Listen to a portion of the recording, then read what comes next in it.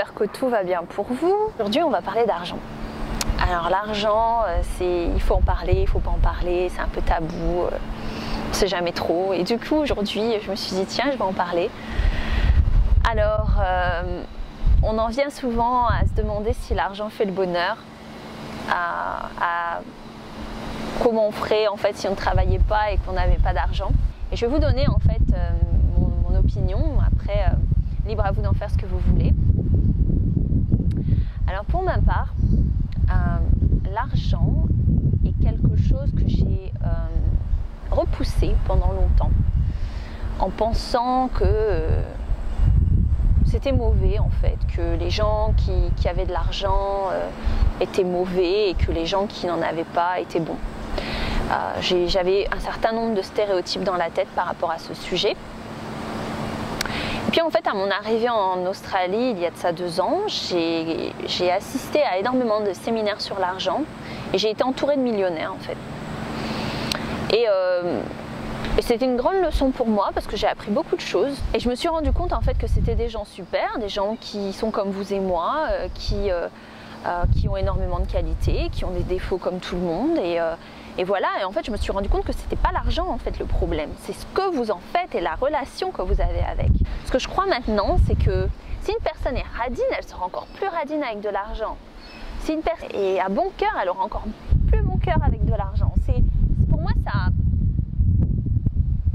ça amplifie qui vous êtes déjà.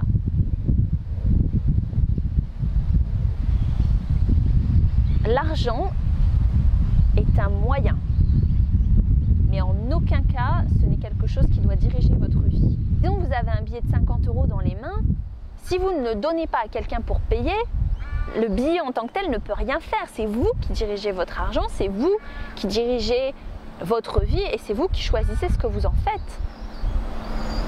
L'argent en tant que tel n'a pas de pouvoir. C'est vous qui lui donnez le pouvoir. Disons que vous décidiez de quitter votre maison, vous laissiez 20 € sur votre table, vous revenez dans un mois, le billet de 20 € il est toujours sur la table. À moins que vous ayez eu un cambriolage, mais vous voyez ce que je veux dire, il reste là. Ne laissez pas l'argent vous contrôler. Vous contrôlez votre argent, ce n'est pas l'argent qui vous contrôle. Alors je sais bien que quand on n'a pas d'argent, la vie peut être très compliquée parce que c'est une source de stress, ça crée beaucoup de conflits dans les relations de couple. Je crois que c'est d'ailleurs le premier sujet de conflit dans les relations de couple. Et puis il y a une anxiété en fait autour de l'argent. Et ça vient peut-être aussi de l'éducation qu'on a reçue aussi par rapport à l'argent. Mais vous pouvez aussi accepter de casser cette idée parce que ce n'est pas parce que vos parents ont eu un certain schéma dans leur relation à l'argent que vous devez reproduire ce schéma. Et il faut aussi changer sa mentalité par rapport à l'argent, je pense. Et c'est pas quelque chose qui est évident parce que c'est quelque chose qui est très ancré. Vous savez qu'on entend des gens dire ah ouais, lui de toute façon c'est un gosse de riche, ou lui de toute façon c'est un sale riche. C'est pas quelque chose de très cool en fait, déjà parce que ben voilà, la personne elle est riche, peut-être qu'elle a travaillé dur pour être riche, et puis si elle est née avec des parents riches, elle est née avec des parents riches. Je veux dire, c'est pas quelque chose qu'on doit reprocher à une personne. Maintenant, c'est à vous en fait de décider comment vous voulez voir l'argent et l'impact qu'il va avoir dans votre vie. L'argent est bon. J'ai souvent pensé que l'argent était mauvais, mais aujourd'hui je peux vous dire que l'argent est bon. Tout dépend ce que vous en faites.